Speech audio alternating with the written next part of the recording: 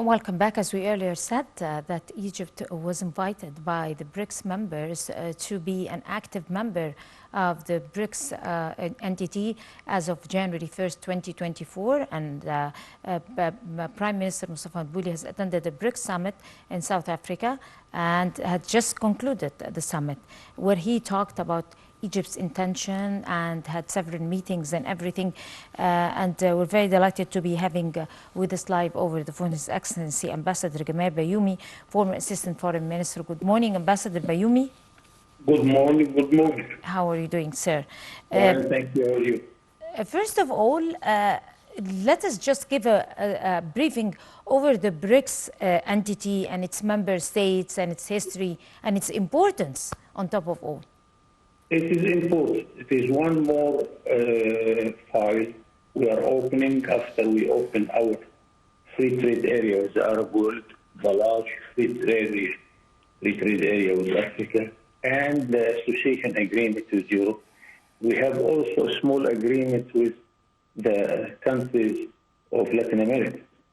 So this file is one large file because it includes the largest two heavily populated countries, India and China. It includes also one very important part in our foreign trade up till 70s, which is Russia. Russia occupied a good part of our trade up till the 70s. And now we are restoring all of this. We are restoring all of this. This is the largest number of population in any free trade area. It's not yet a free trade area, it is differential trade arrangements, we call it. But of course, we shall be treated differently from any other country. So it is a big chance for our exports to be received in a large market. It is a good opportunity to exchange experience, especially that India is a very developed country in the information technology, and the Valley of Bangalore is a very good exporter of information technology. Egypt started to be information technology exporter also.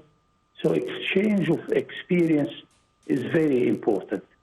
The good thing that these countries and the population there look to Egypt with a very friendly attitude, and we look to them as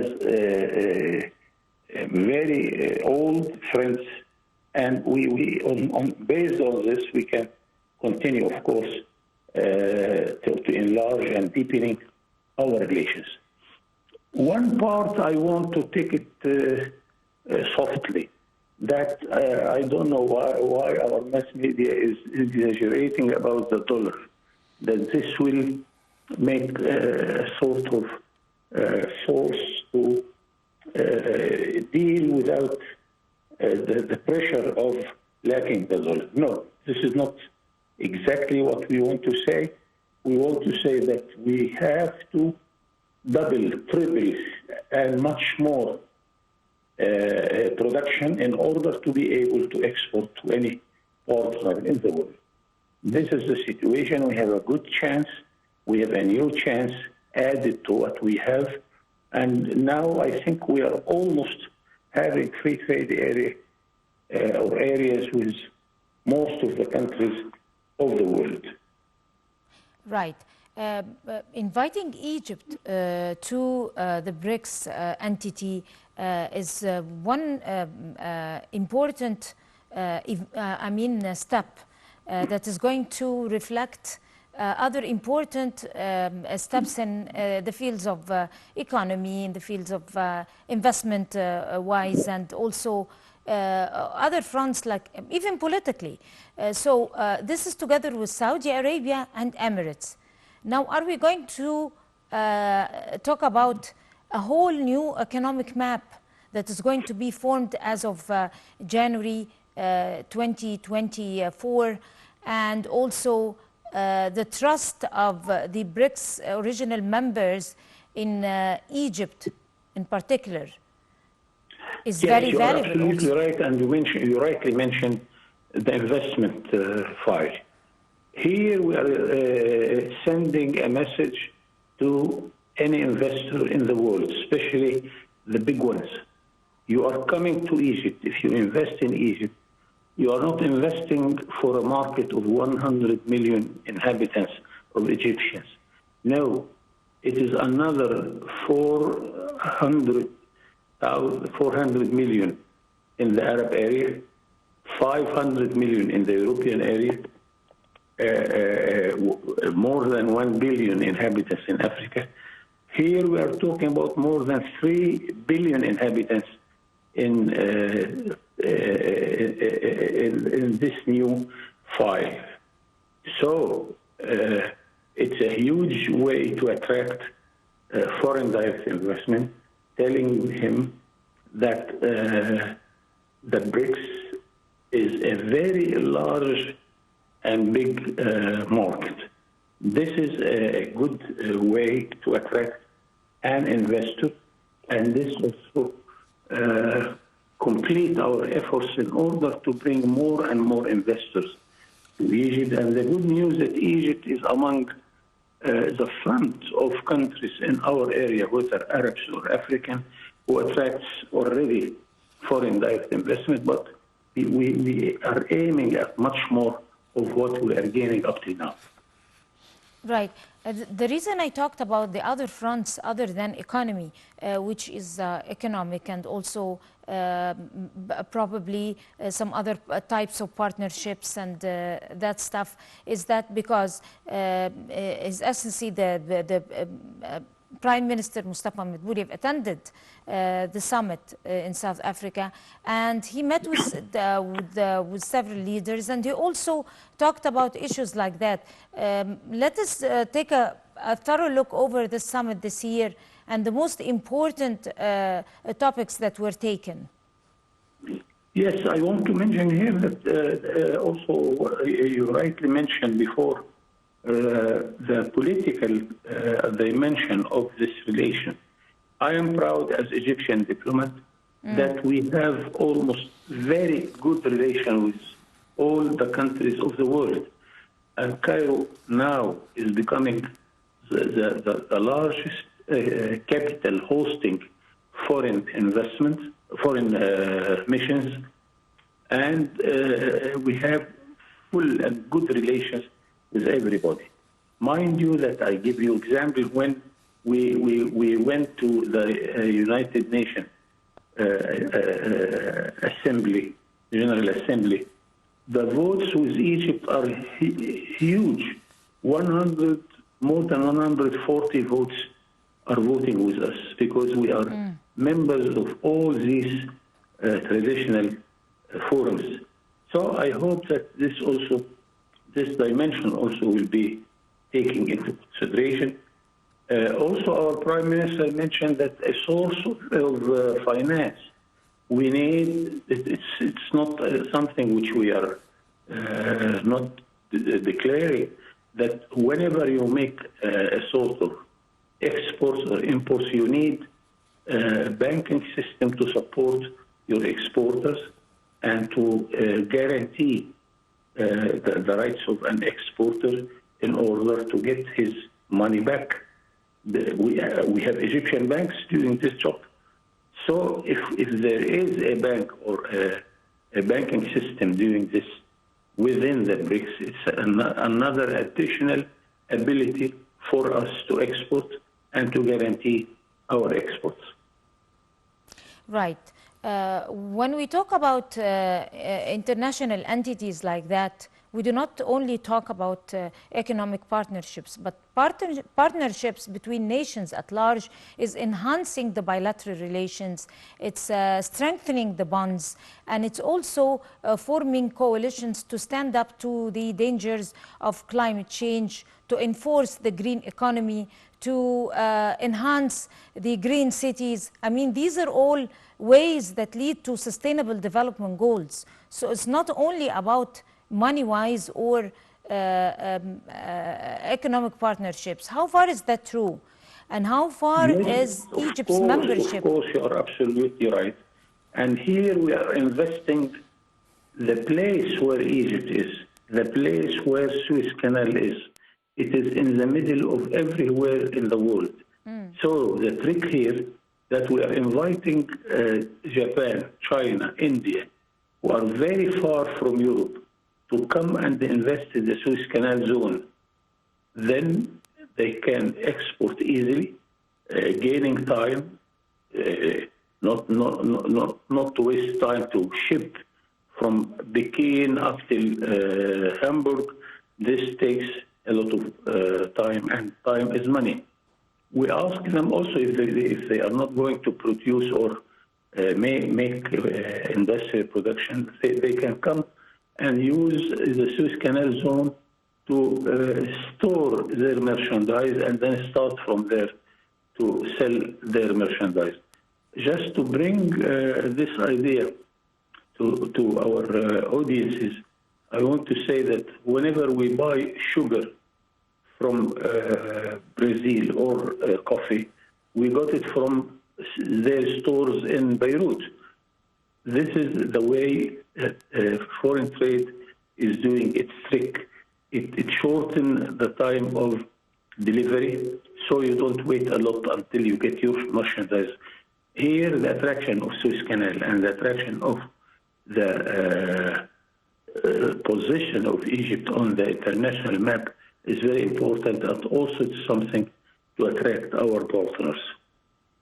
Right. And also talking about political partnerships, not really political, it's not necessary could we be fall into political partnerships with states, but the gathering itself and the economic partnership and other partnerships would lead to other peaceful and diplomatic means when it comes to solving crises like the Middle East peace process, like the probably military confrontations between countries, and they are many now, like political conflicts, like economic conflicts,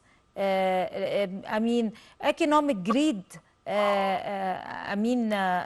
issues that might lead to some real climate change issues. Issues like that, can it be solved through the partnerships inside this entity, the BRICS entity? Absolutely, absolutely. And I don't think, as an old diplomat, that those very important leaders of their countries, they met without discussing what our worries on the international level, the war between Russia and Ukraine, the epidemic of corona, the problems on the regional level. Sudan is an example. What is happening in Libya, what's happening in Syria, in our region, of course. And then the bilateral, very important, of course, to talk with China to bring more and more Chinese trade and investment for Egypt. India, we have a very important experience with India and Yugoslavia in the 70s, where we had what we call the tripartite agreement to liberalize the trade between Yugoslavia and India and Egypt. Now we can revive this sort of relations. So the bilateral dimension and the political support and discussing the problems of the world is on the table all the time in a meeting like that. Right. To those who are not in full recognition of the importance of being an active member of the BRICS, and they do not really understand, they're not economically oriented that much in that currency side, and how this potential might come, bring a common currency foundation between different states, and how is that going to make the Egyptian pound gain its strength once again. We do not want to overreact, but at the same time, we do not want to underestimate our position and the good opportunity Egypt is having now in that particular side. the currency side, especially that Yes. it's a common Of crisis course, worldwide. there is a chance, of course, to ameliorate the situation there. And we can use other currencies, and some people are proposing that we can use even the Egyptian pound. All right, but then we shall buy from India or China or Russia their merchandise paying in Egyptian pounds. Then they have a lot of Egyptian pounds. What are they going to do with the Egyptian pound? They expect us to produce merchandise to be able to sell it to them with our Egyptian pound. So the issue is here, of course, a sort of new currency is important, but production is much more important. We have, after all, to produce more and more, and the quality and the quantity we need for a huge market like that. I want to draw the attention of our audience that in my generation we had agreements with Russia and the Eastern Bloc without using any money, just a sort of account that I export cotton, I import wheat, then we make the calculations, and then at the end of every year we pay if we are indebted, or we get the balance of trade between any country we are using this sort of treatment and trade with them. So there are many ways in order to finance our foreign trade, to finance our imports, but I don't want to neglect that the most important factor, what we are going to produce, in which quality, and in which quantity also.